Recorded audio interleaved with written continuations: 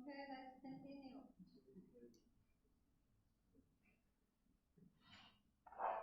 Now let's continue. Now treatment of shock. Now the first improve microcirculation. Second, blockade of humoral factors. Now cell protection and organ protection. Now, improve microcirculation, it is emphasis, you might remember. Now, volume replacement. Now, restoring blood volume is an essential measure of enhancing cardiac output and improving perfusion of tissue. Because there are absolute or relative lack of ECBV. Now, during the shock, ECBV decrease. Now, maybe absolute or relative. If blood volume decrease, so little, and the cardiac output decrease, now lead to absolute ECBV decrease. If capillary vasodilation more, so relative ECBV decrease. Now, volume replacement maybe transfused whole blood, now plasma or electrolyte solution. Now, during the transfuse, you might observe blood pressure, heart rate, urea, maybe CVP. During the shock experiment, we can observe the blood pressure, CVP, heart rate, and respiratory rate.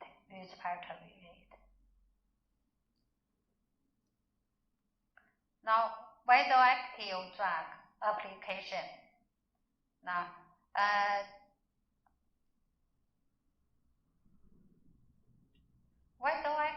lead to vasoconstriction. Now repinephrine or now repinephrine and lead to vasoconstriction.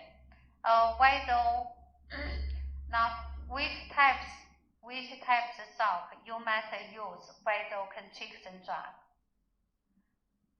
Anaphylactic shock and neurogenic shock.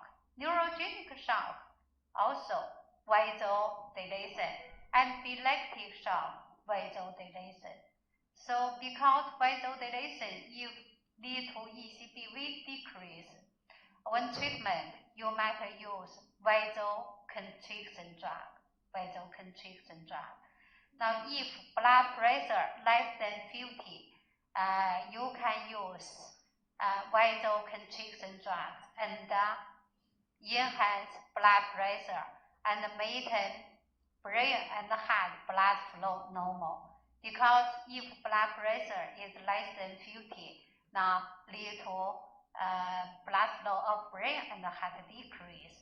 So if blood pressure very decrease, you may use vasoconstriction drug and enhance blood pressure. Now you might treat acidosis. Why treat acidosis? Because acidosis lead to reactivity of smooth muscle cell to catecholamine decrease. Now, acidosis also lead to catecholamine and lead to cardiac contractility decrease. So you must correct acidosis. Now, if happen DIC, you must treat DIC.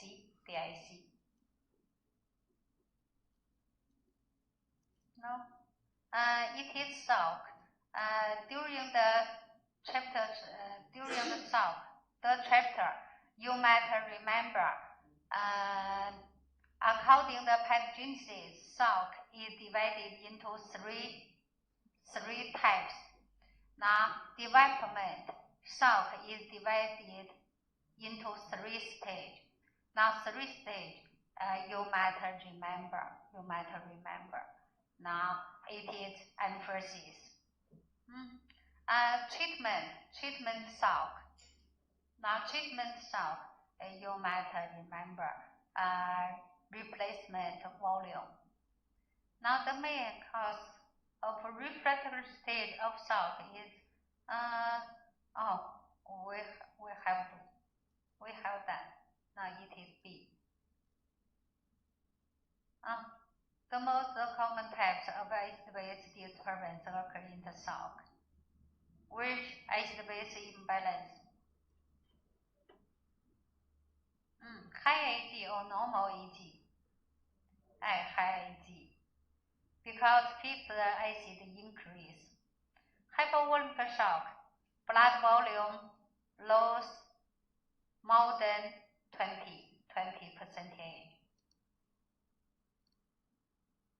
Now, dysfunction of sodium-potassium pump in shock is due to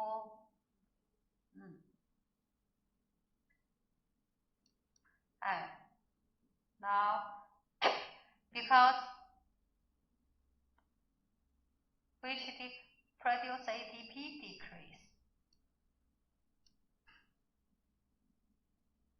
Compensatory response in ischemic hospital stage is wrong. Which is wrong? We have that. C. Now, the principle of volume replacement in treatment for shock. Volume replacement.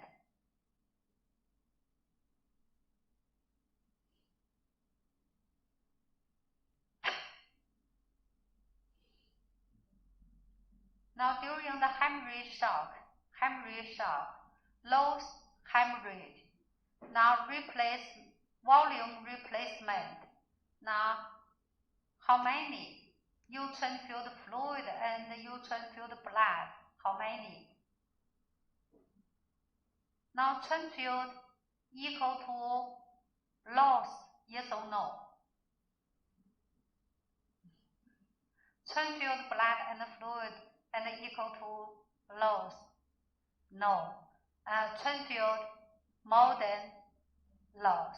Why? Now, you think during the ischemic and during the stagnant hypoxia stage, what happened? Plasma move out. So you must transfuse the plasma move out. Now, during the stage, vasodilation or vasoconstriction? Vasodilation. Now, during the stage, now ischemia lead to cell edema.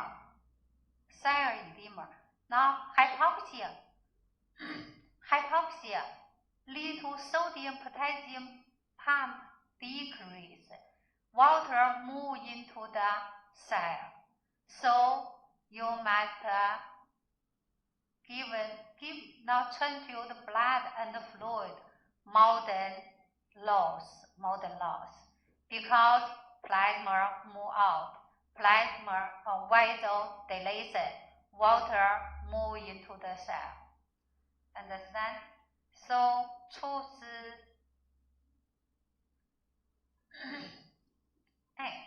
B. Now needed, not equal to volume needed. Understand? Not loss.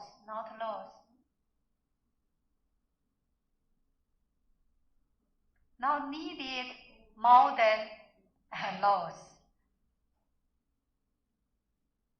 Understand?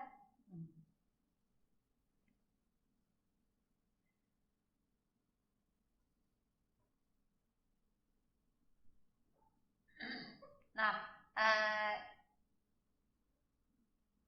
the treatment. After learned chapter DIC. Now, the exercise we have, you can. Now, during the early stage of shock, maybe happen DIC. Now, infection shock and traumatic shock.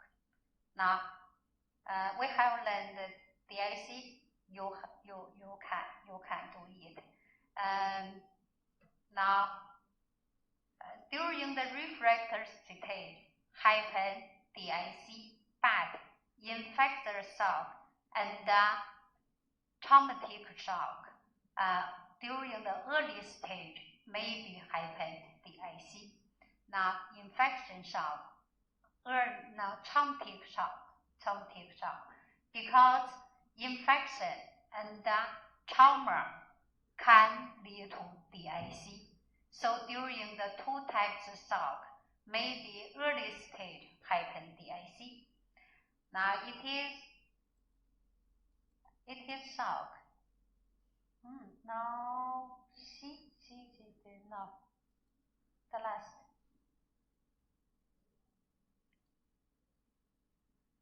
Severe injured, not.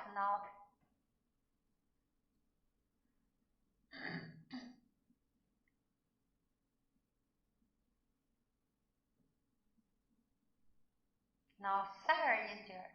Now lactic acid, glucose increase because hypoxia, not severe injured. And now it is term. You might definition. You might remember shock, cardiogenic shock, hypovolemic shock, biogenic shock, autoplastic infusion, and autofluid infusion. Now you might review. Now it is lung person and soft person. You might review. After class, you might review. Understand? Now the next we will learn chapter DIC.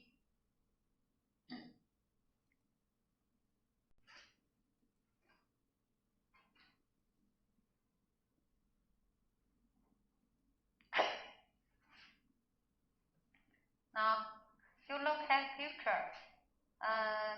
The patient coma, bleeding. Now the patient is infected by Diplodocus intracellularus.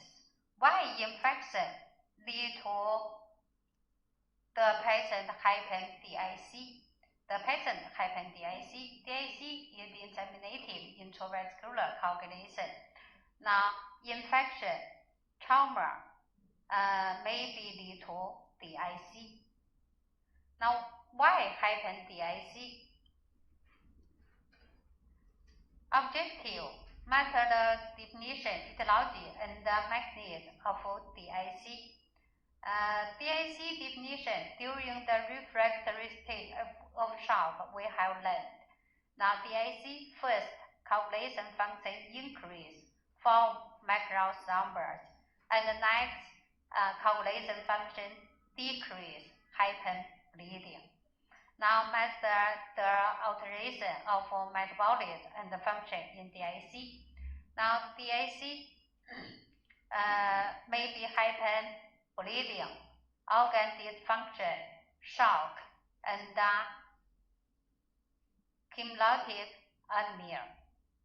Now, the next, understand stage and the classification of shock. Now, DIC, according to the development, DIC is divided into three stages: hypercoagulable stage, and hypocoagulable stage, and the secondary fibrinolytic stage. Include the three stages. Different stage manifestation different. Now the last, understand the treatment. The first, introduction. Now introduction.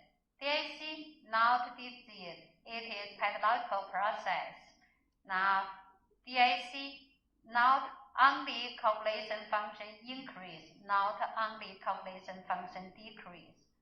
During the DIC, what happened? coagulation function first increase and next decrease. First happen micros numbers and next happen bleeding. Now it is coagulation and anticoagulation imbalance. So DIC, it is imbalance of coagulation and anticoagulation. First coagulation function increase and the next decrease. Now first let's review the balance of coagulation and anticoagulation. Now we have learned if coagulation system is activated, at the same time anticoagulation system is activated, and the next fibrinolytic system is activated. For example, if finger bleeding, now after minutes the bleeding stop or continue? Let's stop. Why stop? Because bleeding, now coagulation system is activated, so form clot and block the wound, so bleeding stop. Now coagulation system is activated and form clot. The clot only the wound or all the circulation? Only the wound. If all the circulation, now maybe die. Understand? So the clot only the wound. Why only the wound, not all the circulation? Because coagulation system is activated, at the same time anticoagulation system is activated, so the clot only the wound. Now the clot only the wound constantly or after minutes disappear. Now if not disappear, the clot will block the vessel and lead to the tissue ischemia, and the tissue will necrosis. So after minutes, the clot will disappear. Why disappear?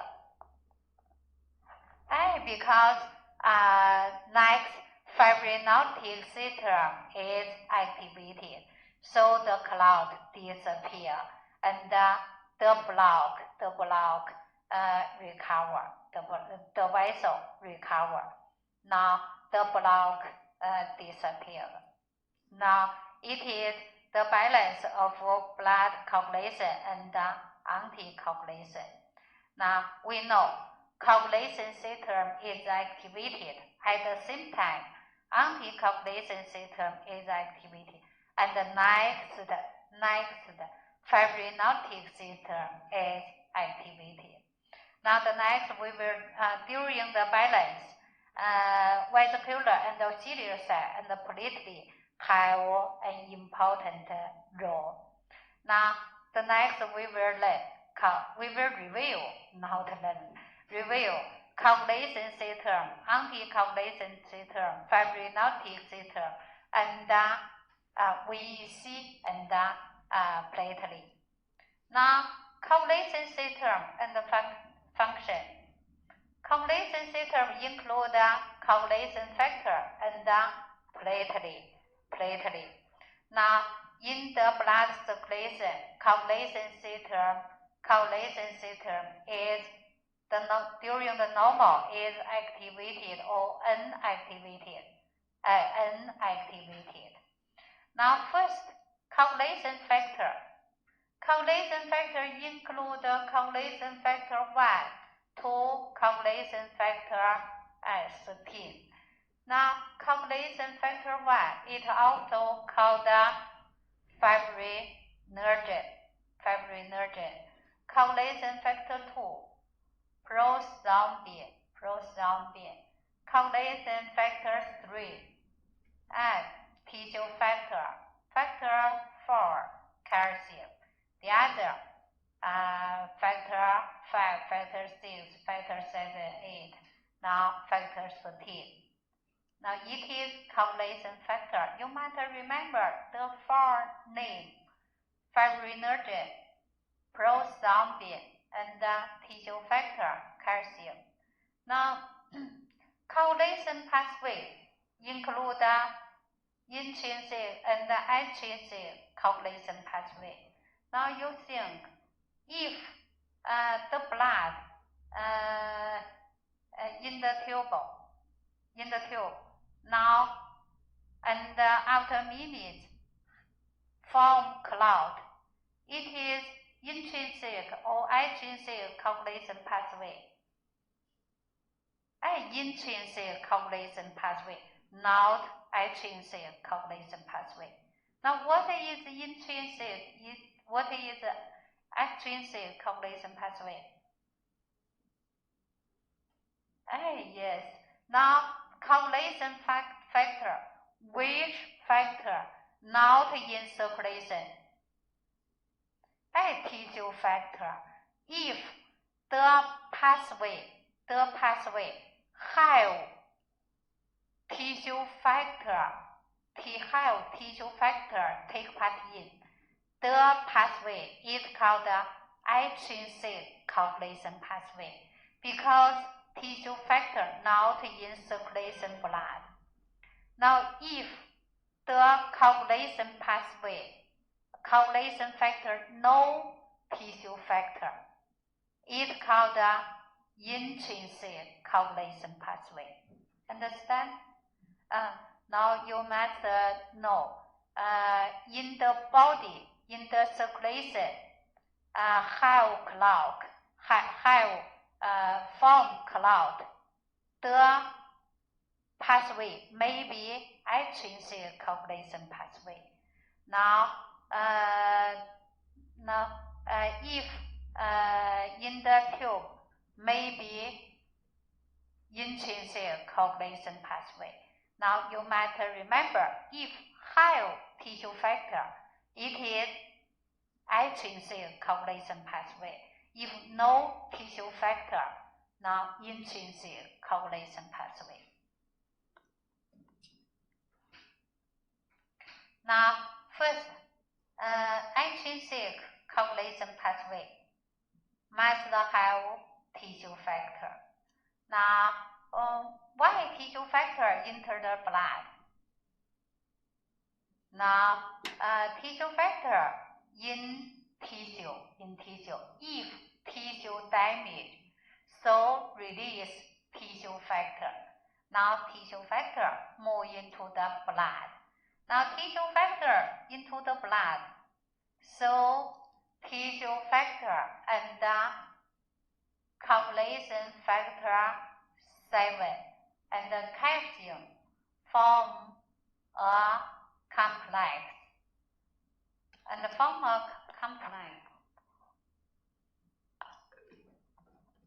Now the complex, the next stimulate, is called now the factor is called the complex. The next can stimulate coagulation factor 10. Now factor 10 form activated factor 10. Now factor 10 and the factor 5, platelet and the calcium form a complex. The complex is called the activator of prothrombin. It's called the activator of prothrombin. Now you know the next the complex can stimulate. It's called the activator of prothrombin. So it can stimulate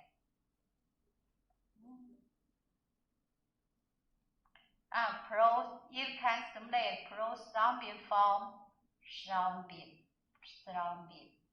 Now the next we know thrombin. The next stimulate fibrinogen from fibrin. Now a lot of fibrin and form a clot from fibrin cloud. Now it is intrinsic coagulation pathway. The stimulus of intrinsic coagulation pathway is tissue factor. Now it is intrinsic coagulation pathway. Now first, tissue factor move into the blood. Tissue factor and the coagulation factor 7 form a complex. The complex stimulates coagulation factor 10. Factor 10, factor 5, platelet and calcium form a complex. The complex stimulates prothrombin. Now form thrombin. Now thrombin stimulate fibrinogen. Now fibrinogen form fibrin. A lot of fibrin form fibrin cloud. It is intrinsic coagulation pathway. Now, so if tissue damage, now for example, tumor can tissue damage. Tissue factor move into the blood. So if severe tumor, the patient may be hyper DIC. Now, intrinsic coagulation pathway. The stimuli is coagulation factor 12. Now, if collagen is exposed, we see damage, so collagen is exposed. Now, stimulate coagulation factor 12. Activated coagulation factor 12. If the next stimulate coagulation factor 11. Now 11, activated 11, stimulate 9. Now 9 and 8 form a complex. The complex is called the activator of coagulation factor 10. Now it is called the activator of coagulation factor 10. Now it's called the coagulation factor 10. So you know the complex next stimulate factor 10. Now factor 10 activated, the next it same to intrinsic coagulation pathway. Now the next stimulate prothrombin, fibrinogen, fibrin, and form fibrin cloud. Now it is intrinsic coagulation pathway. Have tissue factor or no tissue factor? No tissue factor. It is intrinsic coagulation pathway. Collagen is supposed coagulation factor 12, factor 11, factor 9, and factor 8 form complex and stimulate factor 10, factor 2, prothrombin, coagulation factor 2. Now fibrinogen, coagulation factor 1. Now it is intrinsic and extrinsic coagulation pathway. Now, so we know if coagulation factors increase, the patient happen bleeding or clot. Coagulation factor increase, so coagulation function increase and maybe form clot. If coagulation factors decrease, coagulation function decrease and bleeding. So if the patient coagulation factors decrease, for example, coagulation factors 8 decrease, the patient may be happen bleeding. The clot time will longer. So the patient bleeding is longer is longer than normal. So because coagulation factors decrease, so coagulation pathway will inhibit. So form clot will longer. Now maybe happen bleeding. Now it is intrinsic and extrinsic coagulation pathway. Platelet. The role of platelet.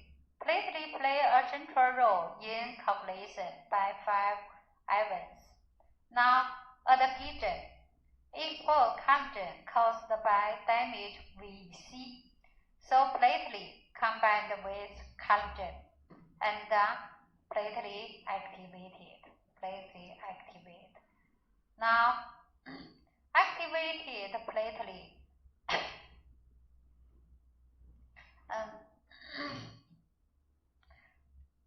Now it is non-activated platelet. It is activated platelet. Activated platelet have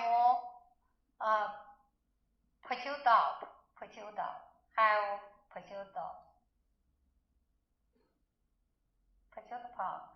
Now the second release activated platelet can release ADP. ADP function can lead to platelet aggregation and form soft prothrombus. Contract. Now activated platelet now can form now because contract form half thrombus. Now activated platelet can absorb coagulation factors on its surface. So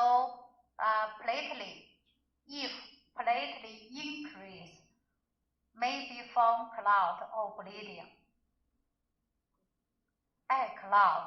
If platelet decrease, maybe happen bleeding. Now it is coagulation system. Include coagulation factors and platelet. Coagulation pathway include intrinsic coagulation pathway and extrinsic coagulation pathway. Intrinsic coagulation pathway, coagulation factor 12 stimulated. Extrinsic tissue factor move into the circulation. If coagulation factors and the platelet decrease, happen bleeding. Coagulation factors and the platelet increase, form clot, makes out thrombus. Understand? Now the next we will learn. Now it is coagulation system. Coagulation system is activated. Anticoagulation system. At the same time, anticoagulation system were stimulated.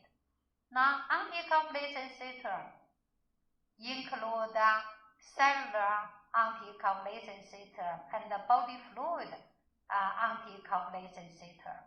So anticoagulation system include two types, cellular and body fluid. Now cellular refer to mononuclear facet system. It called the facet system, so it can remove all faceted many of procoagulant, now coagulation factors, tissue factors, and necrosis tissue. Now mononuclear facet system function can remove all faceted coagulation factors, necrosis tissue, endotoxin. Now it can remove all faceted coagulation factors, necrosis tissue, and endotoxin. So you know, if mononuclear phagocytor function decrease, it is damaged. So phagocytic coagulation factors will decrease. So the patient coagulation factor will more. So maybe from clot or bleeding. Clot. No, maybe from clot. Now because it can remove all phagocytic coagulation factor, so belong coagulation system or anticoagulation system. Anticoagulation system. Now if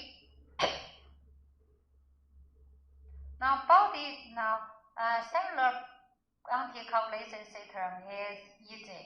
Now body fluid anticoagulation system include three: serine, protease inhibitor, and heparin. Now we know heparin, coagulation or anticoagulation function. Now why it have anticoagulation function? Protein C receptor and the tissue factor pathway inhibitor. Now body fluid anticoagulation system include three types. Now first, serine protease inhibitors. Now serine protease inhibitors refer to antithrombin 3.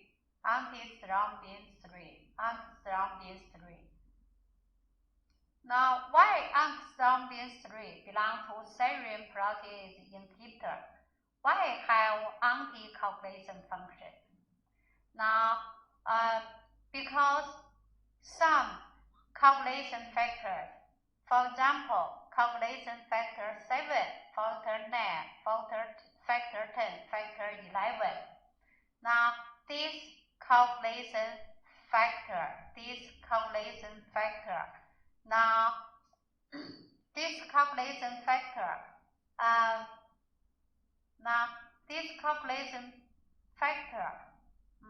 because the function belong to serine protease. This factor belong to serine protease. So we know serine protease inhibitor can inhibit function. Understand? So serine protease inhibitor can inhibit function of coagulation factor 7, 9, 10, 11. So lead to coagulation factors function decrease. So serine protease inhibitor have coagulation function or anticoagulation function? Have anticoagulation function. So antithrombin 3 can inhibit function of coagulation factor 7, 9, 10, 11. Understand? Now heparin can stimulate release of tissue factor pathway inhibitor from DIC,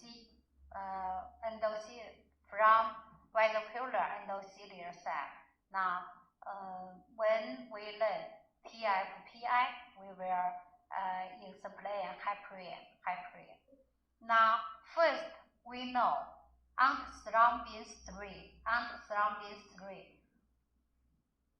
belong to serine protease inhibitor.